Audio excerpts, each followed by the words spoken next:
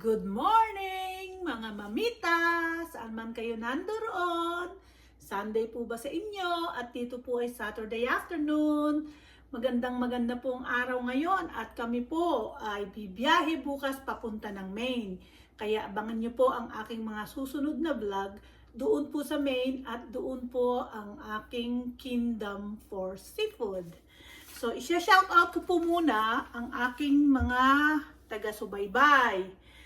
Si Risa Tamparong, shoutout po sa inyo. Kay Vanji Colina, si Senlight ng New Jersey, hello po sister, magkalapit lang tayo. At isang araw po pag nag-drive ako sa New York para makita ang aking pamangkin, hopefully po mag-meet tayo somewhere. Dadalang ko po kayo ng kalamansi puno na may bunga. At saka po kay Inday at Bugoy ng Japan. Salamat po ng napakaganda po ng inyong mga input sa akin. Kay Jane Official Vlog, salamat din po. Shoutout po kay Roberto Sarmiento, kay Lourdes Go, Susan Calalo, love you din po. Salamat po sa pag-love at I love you din po.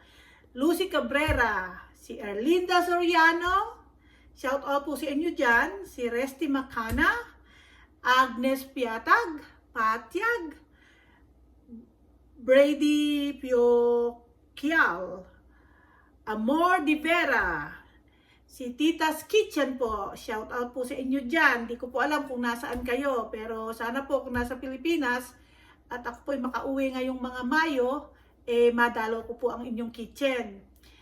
Kay Jonah Reyes po, at si Cristina Alviendo na palagi po siyang may mapakagandang input na very positive.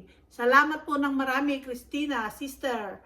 At saka po uli, binabati ko po ang ating masugid na taga-panood na si Kuya at saka si Ate Jean ng Montreal.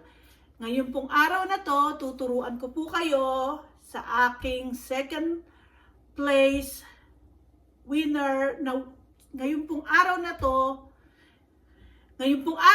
tuturuan ko po kayo kung bakit po ako naging second winner ng contest ng Seafood Clam Chowder. 18 contestant po, puro po sila Amerikana, pero pinalad po ang inyong mamita ng manalo ng second place. Kaya po ngayon ipakikita ko sa inyo kung bakit po ba masarap. So, ang ating pong ingredients ay puro po seafood. Lobster, shrimp, chopped clams, scallop, at saka po yung clams na nadidig ng asawa ko sa harapan ng bahay namin. So, yan po ang aking pakikita at sana po ay magustuhan ninyo at magaya ninyo at kung sino man po sa inyo ang makakadalaw sa akin sa aming dream house doon sa Harrington, Maine, sinisigurado ko po sa inyo, maluluto ko po ito sa inyo, wala pong problema. Dahil kaya po nang sinabi ko, yun pong lugar sa amin sa Maine ay Kingdom for Seafood. Meron na po akong in-order. Pagdating po namin sa bukas, sa Lunes po, may ihatid na sa akin isang timba na sea urchin na malalaki po at saka po wala pong binatbat ang sea urchin ng Pilipinas. Ito po ay punong-puno ng itlog, para po siyang itlog ng bulig na ganun kalalaki, ganun kadidilaw. At meron na po akong isang bucket na rock crab na malalaki. Ang isang piraso po kuminsan tumitimbang ng 1 pound. Kung dalawa po, kuminsan tumitimbang ng kulang 1 kilo. At saka po nag-order ako ng malalaking lobster na 6 na piraso at nag-order din po ako ng 5 pounds na sea scallop from the boat. Lahat po na to, isang fisherman lang, isang orderan, sa kanya po ako umu-order para isa na lang ang kausap ko. At inihintay ko po siyang dumaong sa dock. Doon po sa dock namin sa Maine. Yun po ay town dock na pwede po kami doon. Ako po doon po ako palaging namimingwit. So ngayon po, tara po, samahan niyo ako. Ang una po aking procedure kung paano ko pakikita sa inyo ang paggawa ng raw. Yung pong base po na pampalapot, harina lang po iyon at butter. Kailangan po, yung pong butter, tutunawin ninyo at saka po ilalagay nyo yung harina. Hindi po marami ang gagawin natin dahil ito po pangpamilya at saka po yung dalawa kong kaibigan, aalukin ko po kung gusto nila. Ipakikita ko po sa inyo kung ano ang favorite kong butter. Ito po ay Greenfields Pure Irish Butter Unsalted. Makikita po nyo, milk from grass-fed cows. Yan po yung ginagamit ko. Kalahati lang po nito ang ating gagamitin para po hindi masyado yung masasayang na pampalapot. So dito po sa mainit na ating maliit na frying pan, lalagyan po natin ang kalahati. Kalahati po dito. At yung kalahati po dito sa panggisa natin ng mga sibuyas at celery at saka po ang mga seafood. Kaya po, ayan po, natutunaw na. Gagamit po tayo ng whisk. Para po maganda ang paggawa ng ating pampalapot. Hindi ko lang po makita ang aking whisk kung saan po inilagay.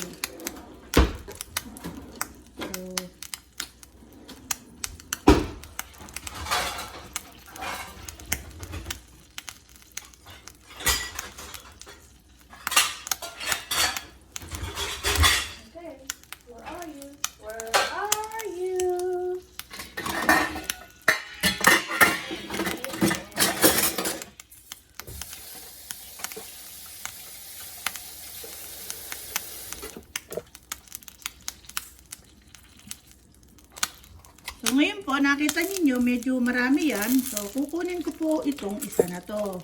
Hindi po natin pala kailangan ng marami. So most likely, mga ano po yan, mga 4 tablespoon.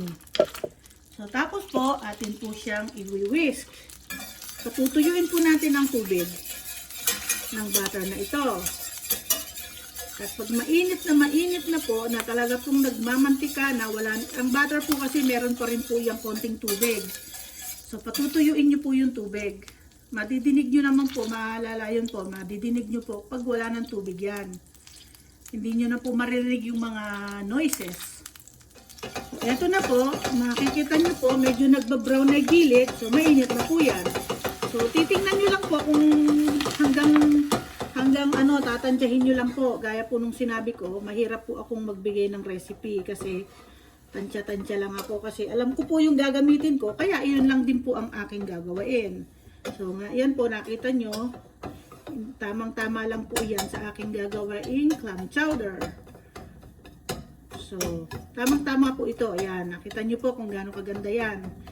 Yan pong bukol-bukol na yan, mamaya, yan po yung ating ilalagay sa ating clam chowder pag malapit na po nating hanguin. Nakita nyo po yan, ang ganda-ganda. So ito po, hahanguin na po natin ito pagka talaga pong hindi na natin nakikitang medyo basa. At saka makikita nyo po na madali po siyang ganyanin na parang yung malalaking clam, pwede nyo po siyang durug-durugin. O, yan na po ang ating first base. Ang kailangan nyo lang po sa inyong clam chowder, other than the seafood, ay 4 na basic. Celery stalk, 2 sweet onion, teaspoon of thyme leaves, and a tablespoon of Tabasco. So ito po, talaga pong tatagtarin nyo to ng hindi po kapinuhan para lulutang lang po siya ng konti. Kung maikwento ko lang po sa inyo, nung nasa Sheraton Hotel ako, ito po, ako po yung gumagawa ng base ng clam chowder.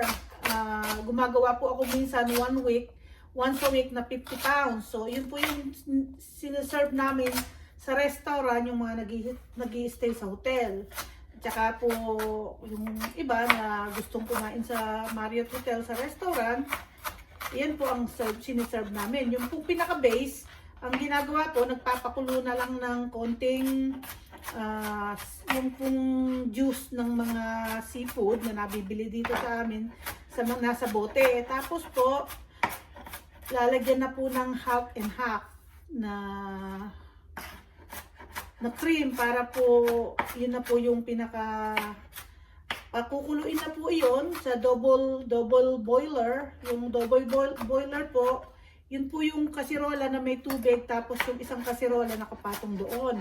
Hindi po siya diretso sa apoy, kaya po para hindi po siya dumikit.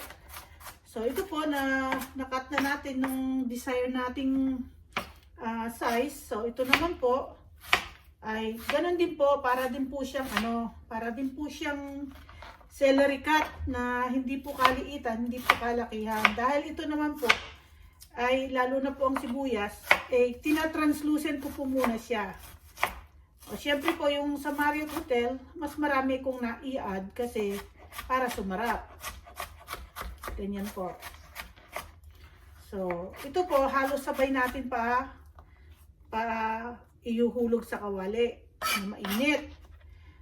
Ang ano po natin diyan, kailangan po mauna ang sibuyas na magiging translucent, tsaka pa lang po natin ilalagay ang celery, sumunod po ang thymes, sumunod po ang white pepper, ground white pepper, at saka po ang 1 tablespoon na tabasco. Para po pag inilagay natin yung seafood, pagkatapos po nating igisa itong mga ricado, may lasa na po siyang masisipsip. Ito pong aking gagamitin, naka-frost po ito dahil kung minsan po talagang bumibili kami ng sobra sa main at yung iba po inuuwi ko dito, pinifreezer, kasi po gusto ng asawa ko itong aking clam chowder. Kaya po pag maaari lang po, kaya po kung minsan kahit po walang okasyon, nagluluto po ako dahil po ang aking husband. Kaya po kung minsan kahit po walang okasyon, nilulutuan ko po ang aking husband. Yung po namang anak kong panganay, si Ashley, hindi po siya kumakain ng seafood maliban clams lang. Hindi naman po pwedeng puro clams lang dahil gusto ko po seafood. Ako naman po, sa totoo, hindi po ako kumakain nito. Hindi ko nga lang po alam bakit natutunan kong kainin at nanalo ako ng second prize na hindi ko naman po siya hilig kainin. Ang importante po, nasarapan yung mga tumikim at kumain. Yung pong contest na yon ay 250 people na naka-line up sa yacht club. Dati po kasi meron kaming parang maliit na yate. So, dapat po kukuha sila ng isang spoon, titikman at la-line up. So, sa haba po ng pila, ang ginawa po ng mga tao, kumuha na sila ng mga bowl, kanya-kanyang kuha. Kaya hindi po na-judge masyado kung alin ang masarap. Pero sabi nga po nung Commodore doon sa yacht club na kung ako daw siguro yung pangalawa o pangatlong pots na nakahilera, baka daw po ako yung makuha na first prize. Kaso po naging pangwalo ang mamita, pero nakakuha po ako ng pangalawa. Yan lang po kaligayahan ko na kasi umuwi po ako dito, wala po akong pag-asang mananalo dahil sabi ko, puro Amerikana tong mga kakumpit ko, ano bang malay kong magluto talaga ng seafood. Sila po yung nagluluto at saka may mga edad na po yung kakumpit ko. So umuwi po ako, pagdating po ng aking anak na babae at ang tatay niya, may dala pong award. Meron po akong trophy. Sabi po ng anak ko, ma, nanalo ka. Anong nanalo? Sabi ko. Kasi iniwanan ko yung aking pots na napakalaki. Nung ibinalik nila, ubos. Sa dami ng clam chowder na yan, talaga pong ubos. Iniisip ko po, babalik po yung kalahating pots at bibigyan ko yung mga kaibigan ko. Naubos po lahat. Wala pong natira sa pots. Yung pong, ano po na yan, siguro po mga 5 galon yung niluto ko. Siyempre po, malaki din ginastos ko, kaya lang sabi ng Commodore, sumali ko sa contest, at saka po yung tatay ng anak ko, sabi niya, sali ka, kasi masarap daw yung seafood ko. O siyempre, naniwala naman ako sa kanila, kaya sumali ako, kaya nga lang po, sabi ko, hindi ako mananalo. Pag uwi ko po, ay nang pagdating po ng aking mag-ama, ay meron po akong trophy at nanalo daw po ako ng second place. O di po ba, napakagandang balita nun. Isang Pilipina na nanalo ng second place, 18 contestant sa clam chowder contest, at isa pong karangalan sa akin yon.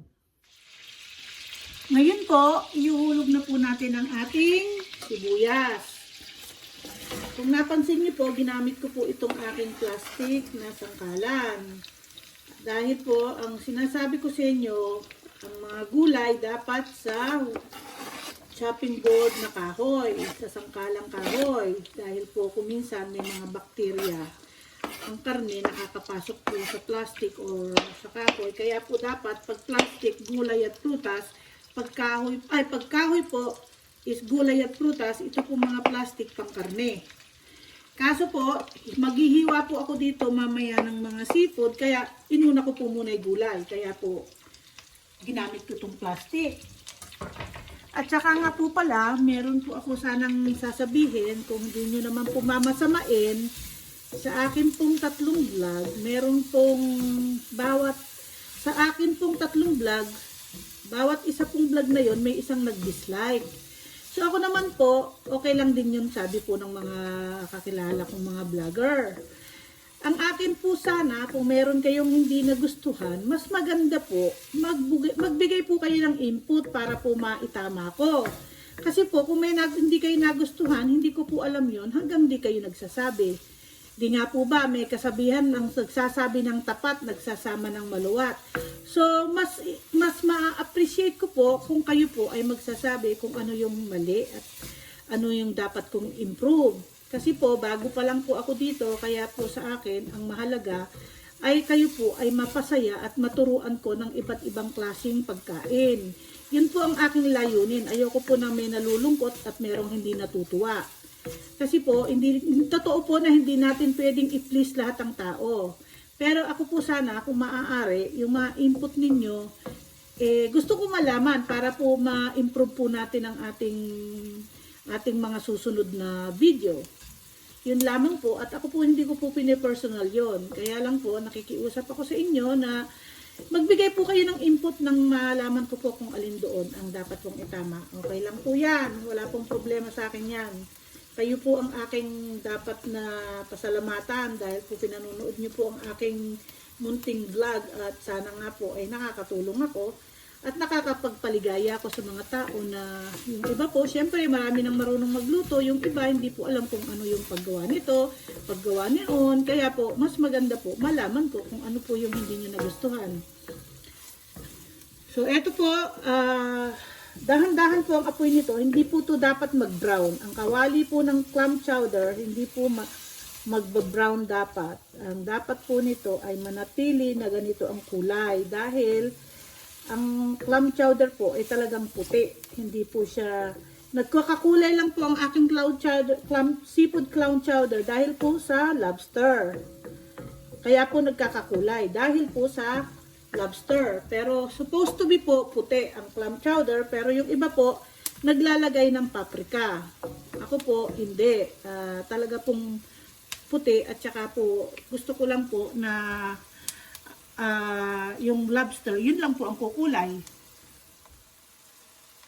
Isusunod na po natin ang celery. Hindi naman po ito dapat marami dahil pangbahay lang po ito. Yung po sa restaurant, kung maglagay po kami niyan sa isang malaking square na dituwad na lutuan, 5 pounds onion, 5 pounds celery. So ito naman po, pang sa atin lang, kaya po konti lang ang ating gagamitin. Yan po oh. So magiging translucent lang po ito at dahan-dahan na po ang apoy natin habang piniprepare ko po ang mga seafood. So, siguraduhin lang po natin mahina ang apoy niya para po hindi siya mag-brown dito sa paligid. Dahil po, hindi po dapat talaga mag-brown. Ayan po. Tingnan nyo po yan. Maganda. Ang kulay. Nandito po ang ating mga seafood. Ito po ay clam chowder. Chopped clams na binili ko po lang sa grocery.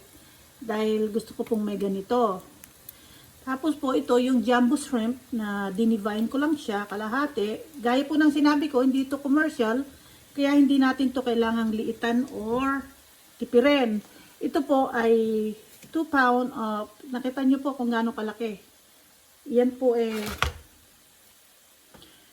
nakita nyo po kung gaano ito kalaki. Ito po ay isang scallop lang yan. So, dun po sa binibilihan ko, $13 po o $14 a pound. Dito po sa amin, sa grocery, $20 a pound. Hindi pa po yun fresh. Ito po, galing po mismo sa bangka ng aking kaibigan. At ito po ay lobster. Ito pong lobster na to ay mga 2 pound po siya na meat. Ito po yung na-dig po siya ng asawa ko last year.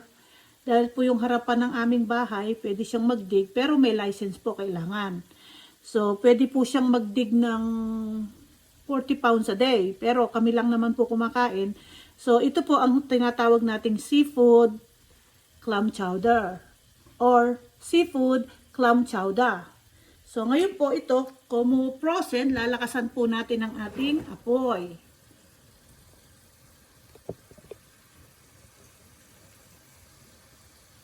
Lalakasan po natin ang ating apoy para po ito ay madaling ma-defrost. Ito po ay chop na fresh. Kaya po pag ito'y naluto, para na lang po itong kasinlaki ng mga sibuyas. O, mas maliit pa po sa sibuyas yan. Kaya po yun ang masasabi ko sa inyo.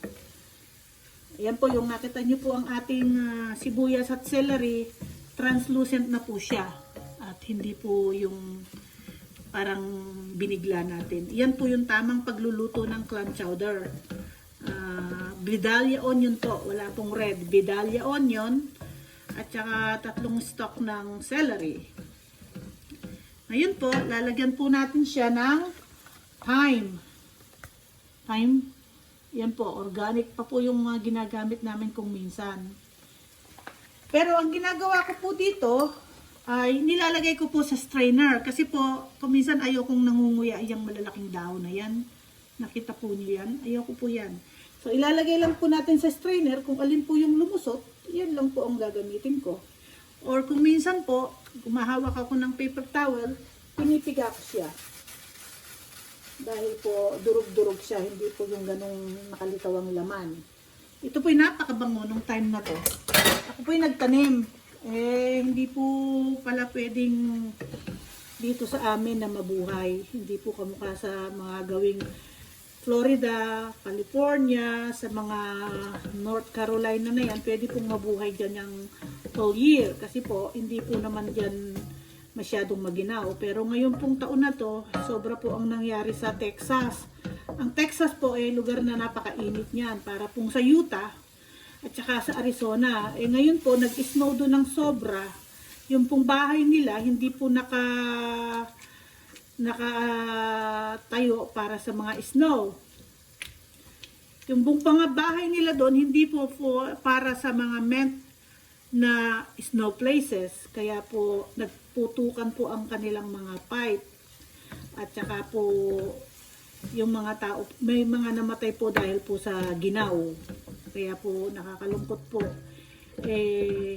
Nagdi-deal na po sila sa pandemic. Tapos ngayon, na-snow pa sila na hindi naman talaga ini-expect na magi-snow doon ng ganyan. O marami pong na-frozen na pipe, nagputukan po. At may mga nagiiyakan po dahil po yung mga anak nila, siyempre giniginaw. Ayaw naman nilang pumunta yung iba sa shelter kasi natatakot sila. So yung iba po nag-i-stay sa bahay, ang ginagawa po nila, sinisindihan po siguro nila yung kalan nila or gumamit po sila ng generator, hindi po tama ang exhaust, may namamatay po sa ganun. Kaya po nakakalungkot po yung balita. So ngayon po, nag-request ang husband ko na kung pwede, hiwa-hiwain ko yung scallop dahil napakahirap daw pong isubo sa isang kutsara na mas malaki pa rito. Ito po liliit pero may malalaki po kasi. So, unahin na po natin ito dahil po itong dalawa na to, ito po kasing clams at saka po itong lobster ay luto na po yan. Kaya po itong scallop ang ating uunahin. Nadikit po ang kamay ng mamita. Sandali lang po. At akin lang pong babanlawan ng konting malamig na tubig. Hindi naman po pero mainam na po yung banlawan ng konting malamig na tubig. So ayan po, kada po hulog ko, pababayaan ko munang maluto. So, this is 2 pounds of sea scallop. So, ganyan po. Ito pong kawali na to mamaya kailangan ko ng palitan dahil po maliit po ito. Hindi po ito kakasya dito. At saka hindi ko po ito lahat luluto ngayon. Ito lang po yung pinaka-base niya, mga mamita. So, pagka gusto po namin kumain, magpapakulo po kami ng konting gatas na fat-free milk. Tapos, tsaka po namin ihuhulog to. Pero, ang tama po dito, mga half and half. Ito po. Yan po ang ginagamit sa restaurant. Pwede nga po yung heavy cream, pero sobra na pong rich yun. Hindi na po natin kakayaning kumain ng ganyan sa edad nating kamukha ko po, papunta sa Pilipinas po, yung edad ko, senior citizen na ako. Dito po, hindi pa. Kamukha po nito, buo, malaki. So, ibiyakin ko na lang po ng aking sandok. Kung napapansin nyo po, bihira po akong gumagamit ng stainless steel na plastic na spoon. Kung napapansin nyo po, bihira po akong gumagamit ng plastic spoon. Puro po wooden spoon ang aking gamit. So, ganyan po.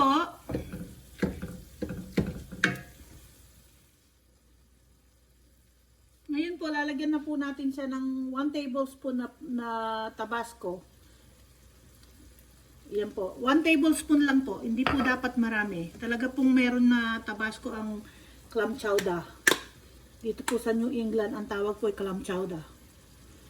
Tapos po, yan, pamintang puti.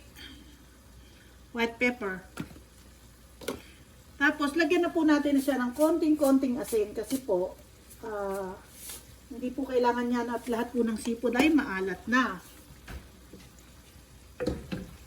Ngayon po, ihuhulog na po natin ang hipon.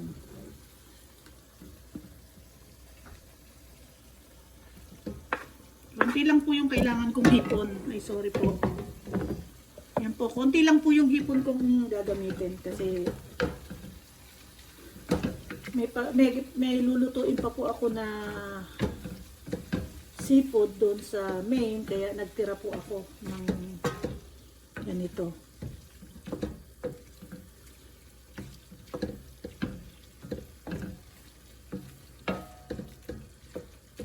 So, yan po.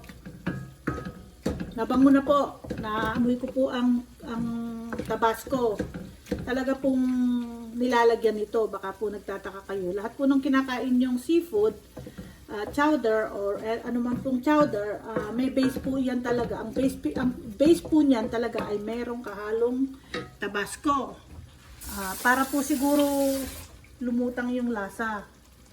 So ngayon po, sabi ng asawa ko, ito daw at aking mga lobster napakalalaki. Gugupitin ko na lamang po. Ito po namang gupit ko pang pagkain po ito.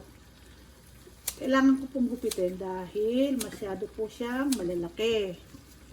Kamukha niyo po, sino po ba pwedeng kumutsaran yan? Para po siyang 2.5 inches wide at 2.5 inches long. So, gusto ko po kasi talagang chunky. Kaya nga po, special yung seafood chowder ko dahil po sa spicy.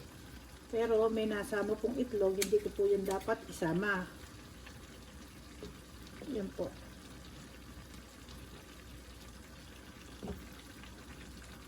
Ang pamangkin ko po, sigurado pong gusto ito, huwag kang mag-alala at padadalan kita ng base. Kaya lang, pagbalik na namin dahil papunta kami ng Maine. Pero ngayon, naipadala ko na sa iyo yung siopaw. Sigurado, makukuha mo na yon by Tuesday. Kasi, or Wednesday. Mas malamang Wednesday. Pero ngayon, I guarantee you, I got the right address, so it's not gonna come back to me. Yan po. Ang ating seafood. Kita niyo po yan. Ito pong freezer namin, kung maghahalongkat kayo, napakadami nyo pong mahahalongkat na pagkain na mga seafood na hindi nyo akalain meron akong mga nakatago dyan. So, yan po. Nakita nyo. Kaya po hindi na ako maglalagay ng paprika dahil po yan pa lamang po sa aking lobster, magkakaroon na po yan ng kulay. So, tapos po isusunod na natin ang ating clam. Ito po gusto ko lang po ito pagka fried clams. At saka nung araw po, gusto ko yan yung steamed clams na isasawsaw sa butter. Pero ako po, dito po nakasanayan sinasawsaw sa butter. Ako po, ang gusto ko dyan, yung suka na may konting patis at bawang at paminta na maanghang. Yun po ang nakasanayan ko. So, ayan na po. Nakikita niyo po yan. Di po ba? Napaka-rich pong tingnan. Pasensya na po kung medyo nai-inspire kayo at hindi niyo po to magagawa dahil hindi po lahat ng ingredients na to ay available sa Pilipinas. Pero meron po diyan na hipon, meron po diyang tahong, meron din po kayong mabibili dyan na kung ano pong seafood na pwede nyong ilagay, pwede din po yun. So, kung tahong po tahong at saka suso, kung suso, yan lang po pwede na, hindi po pala pwedeng gawin ng suso. Ano ba iniisip ko? Ano lang po mga mamita, talaga pong strictly seafood ang gawin nyo, pero meron din pong sinatawag na corn chowder, puro naman po mais. Ayoko po yun. Mas gusto ko po ito. At saka sinisigurado ko po sa inyo na ito ay napakasarap. Tingnan nyo naman po yan. Hindi na nga po makita ang sibuyas at celery sa sobrang dami ng ingredients. Ito po naman ay atin nang puputol-putulin dahil para madali na siyang mag-defrost. So, yan po. Yan po, oh. Para madali na po siyang ma-defrost. Nilagay ko na po itong lahat dahil sa linggo po may kaibigan po ako na taga Maine na nangunguha po yung kanyang husband ng clams. Nagtitik po siya ng clams, so baka po kukuha po ako ng mga 10 pounds. Pero hindi ko po gagawing seafood. Pakikita po sa inyo kung paano ako mag-seafood, fried seafood, clams at saka po hipon. At marami po akong pakikita sa Maine. Ako, matutuwa po kayo mga mamita. Matutuwa po kayo talaga sa mga lulutuin ko mga mamita. At talaga po namang mai-inspire kayo. Yun nga lang po, yung mga malalapit dito sa akin, pwedeng pumunta sa amin, mag-drive kayo sa summer, welcome po kayo. Ang akin pong husband ay napakabait. Kahit po sino ang pumunta sa bahay namin, okay lang. So, syempre po, magre-retire na po ang aking asawa next year. So, hindi ko naman po inaano. So, hindi na rin po ako masyadong, I love kids, don't get me wrong. Nung araw po talagang napakahilig ko sa mga bata. Pero, pagka ganito pong nagkakaedad na, parang ayaw ko na po yung magulo. Yung sinusundan-sundan ko pa. Para po mag-enjoy tayo kung yung mga sana po yung mga kasing edad ko na malalaki na yung mga anak, pwede nang mag-drive na malayo-layo na hindi na kayo mahihirapan. At yan pong mga may edad na kahit po mag-drive kayo ng 10 oras, okay lang po yan dahil po mga nasa cellphone nila yung mga yan. So yan po, nalagyan na po natin ng lahat po ng seafood nandirito na. So, pakikita ko po sa inyo kung bakit sinasabi ko yung base ko ay masarap. Dahil punong-puno po talaga yan ng seafood. So, ganyan po. At doon po nga pala sa bahay namin sa Maine, yung pong town duck namin, pwede po kayong mangisda. Kaya lang po, kukuha kayo online ng license. Pero $1 lang naman po yun. Pagka po summer, pag summer po, nakakakuha po ako ng mga 90 pieces a day ng mackerel. So, pinamimigay ko po doon. Tsaka po dati ginagawa kong smoked mackerel. Ngayon po, kung wala na po ako maraming binibigyan, hindi na po ako masyadong nangingisda. Nag-i-enjoy na lang po ako yung pong mga kaibigan ko sa Maine, yun, pinangunguha ko po sila. Tuwan-tuwa po sila dahil gustong-gusto nila. Alam nyo po, mga Pilipino, mahilig sa isda. gustong gusto po nila. Yung pong aking kaibigan doon na si Ate Nini, minsan po magpiprito siya, nakaapat daw po siya. Yung apat po na yun, yung size po na yun, yun po yung 1 pound. More than 1 pound. Nakakaapat daw po siya nun. Kaya, nagbabar trade po kami, binibigyan niya po ako palagi ng deer meat kasi hindi naman po masyadong mahilig ang asawa niya. Binibigyan po niya akong deer meat, binibigyan ko naman po siya ng mackerel, yung mga nahuhuli ko. Mga mamita, ito na po ang itsura ng ating seafood. At ngayon po, lalagyan na po natin siya ng roux, yung pong hinalabos nating harina na sa butter.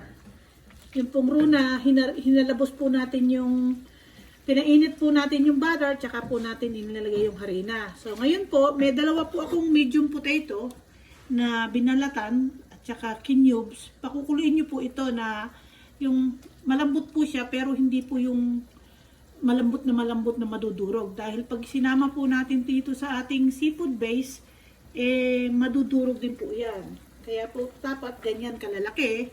Madurog man siya, may matitira pa rin na makikita. Kung napapansin nyo po, yung iba puro potato. Ako po ayoko ng puro potato. Gusto ko pag tinawag kong seafood, mas marami ang seafood kaysa sa potato. Siyempre po sa kinakainan nating mga restaurant, commercial na po yun. At saka po yun ay hindi po nila pwedeng gawin to dahil siyempre po kuminsan yung clam chowder po nila, yung maliit na tasa, $7. Yung medium, $13. Pagka ganito po, baka po yung medium nyo ang $13 at yung large ay mga nasa 20. Tapos mga mamita, nag-iwan po ako ng konting sabaw bago po dyan nilagay yung roux. Tapos po, maglalagay po tayo nito dahil po lulutuan ko po ang aking asawa para sa kanyang hapunan. At ang mamita naman ay siguro po nilagang talong at okra. Yan lang po ang aking kakainin. So, nakita niyo po, kumukulo ito. Lalagyan ko lang po ng mga kalahati nito. Ayan. Tapos po, ito ay atin na pong ibubuhos dito na unti-unti. Ganyan. Tapos, titingnan po natin kung tamang-tama na ang kanyang consistency. Dahil po dapat po ito para po siyang nilagang kalabasa para po siya kasing magiging malapot ng konti. Kaya pag hinulog nyo ito sa runny soup na ganyan, tsaka pa lang po lalabnaw, parang soup consistency. Ito po, magiging pinaka-base po ito. Na ganyan po kami, may double boiler, yung isa kawali sa ilalim, at kaldero sa ibabaw na kumukulong tubig para po hindi po didikit itong ating base na ginagawa. So nakita nyo po, naging malapot na siya at parang nagdidikit-dikit na. Ganyan po yung gusto nyong makita. So kaya po ang gagawa po kayo ng maraming roux na ganito, roux na di bali pong may sumobra. Ito po pwede nyo po itago ito sa dry container kahit po dito lang sa counter ninyo, sa kitchen counter. Kahit po 6 months hindi po yan masisira.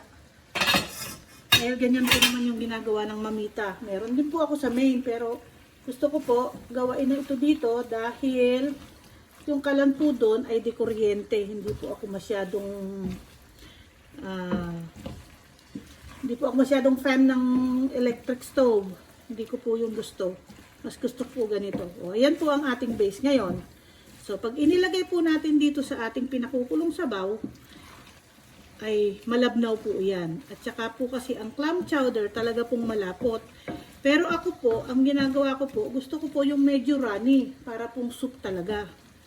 So, ayan po, yan na po ay pwede ko po itong ilagay sa refrigerator kahit na 1 linggo o 2 linggo. Magpi-freezer po ako para po ipadadala ko sa pamangkin ko sa New York. Dahil sigurado ko po na pag napanood niya ito sasabihin niya sana all. So, padadala ko po siya. Ayan po, tapos na po yan. So, ngayon po, ilalagay na po natin dito Yung tamang-tama lang po na kakainin ng aking asawa. Yan. So, pwedeng dalawa. Yan po. At ito na po ang gagamitin natin na sandok. Para po matanggal yung mga lasa dito at magamit ko pa na hindi na ako gagamit ng iba pang sandok. Ganyan po. So, nakita nyo po yan. Maya-maya, lalapot na po yan. At gusto po kasi ng asawa ko medyo malapot. Pero hindi naman po kalabnawan. So, para pong kulang yung seafood. So, dadagdagan ko pa po yan. Kukuha lang po ako ng kutsara para dagdagan ito. Ganyan po, oh. Para po madagdagan. Wala po yatang lobster yung nilagay ko kanina. So, kung mapadami man po ito, walang problema dahil bukas po pag nag-travel kami, pagdating doon, ima-microwave na lang niya ang kanyang seafood clam chowder. At ako po, madali ako. Kahit na maglaga lang ako ng okra or pritong itlog lang ako, taka patis, okay na ako. Lalo po ngayon na talaga pong nililimit ko na po ang mga high calories intake.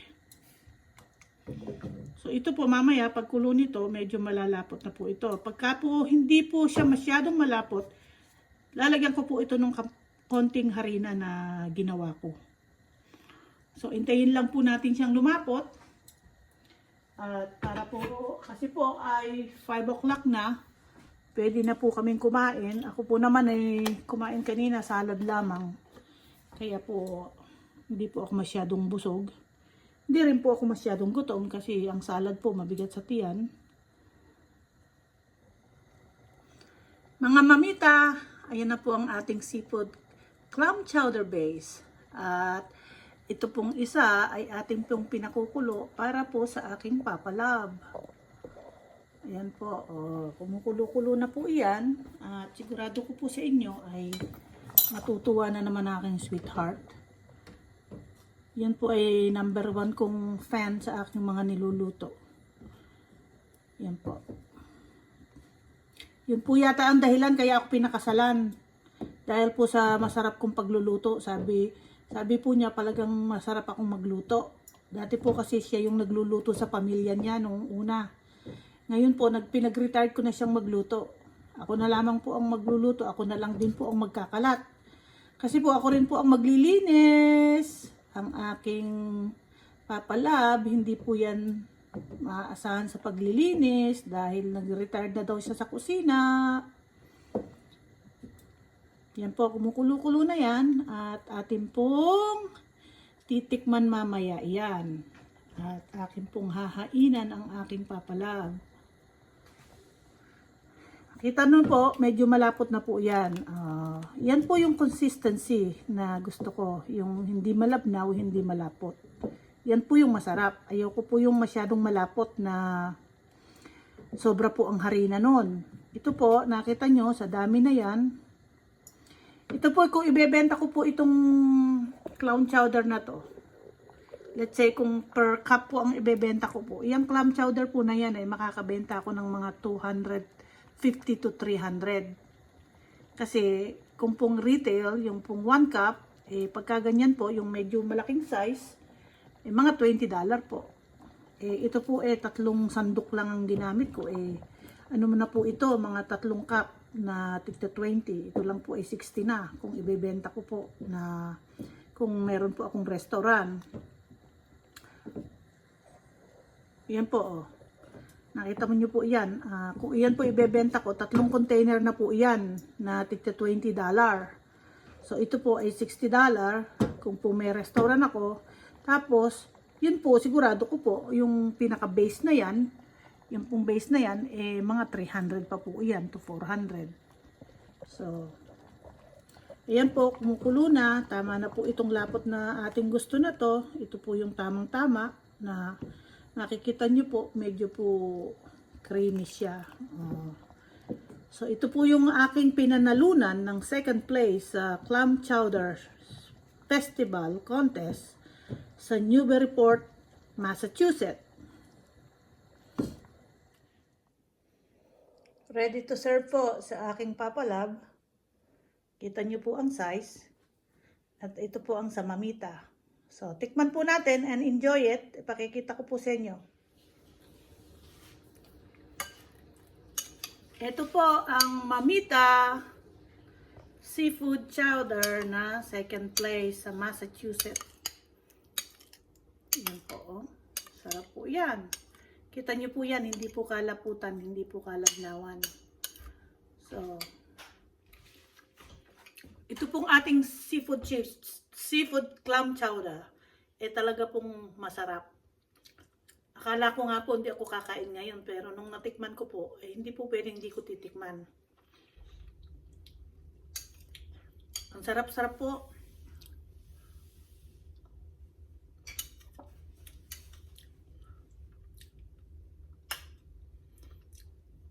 Sana malutuan ko kayo isang araw. Pagdating ng araw, tamang panahon.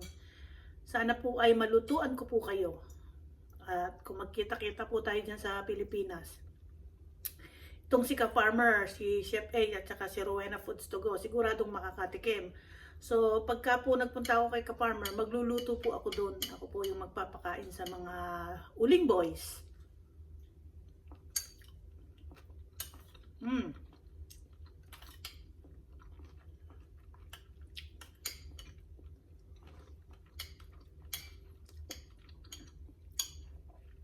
Nanalo po ako nito ay 2009. 2 years old po yung bunso kong anak at yung aking pong panganay is 9 years old. 2009 pa po yun. So, matagal na po pero hindi ko po nakakalimutan ng recipe. Nakita niyo po, wala akong binabasang recipe book.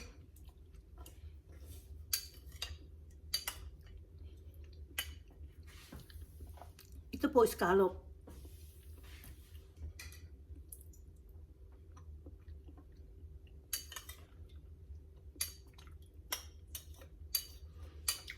Is it good, darling?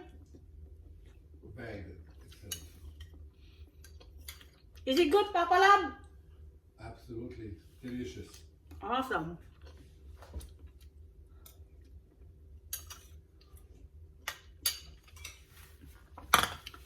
Hanggang dito na lamang po ang inyong lingkod na Mamita. Maraming pong salamat sa inyong mga sumusubaybay sa akin. At sana po wag kayong magsasawa na suportahan ng Mamita sa Amerika para po marami pa po kayong matutunan sa akin. Itong mga pagluluto-luto na to, hindi po matatapos ang ating tutorial. Araw-araw po, pipilitin ko po na iba-iba ang recipe kong pakikita sa inyo.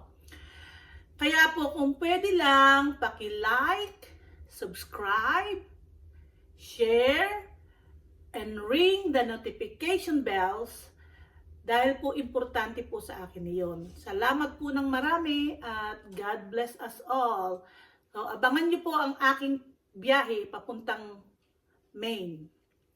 Hanggang dito na lang po. Good night in America and good morning in the Philippines. Bye-bye! Bye! This is Connor. Say hello. I used to baby him a lot. And this is, what's your name again? Isabel. Oh, I love the name. Say hi. Lucas, Isabel, Lucas. I kissed them. Oh my God. I forget. Okay, bye. Nice to see you guys. Take care.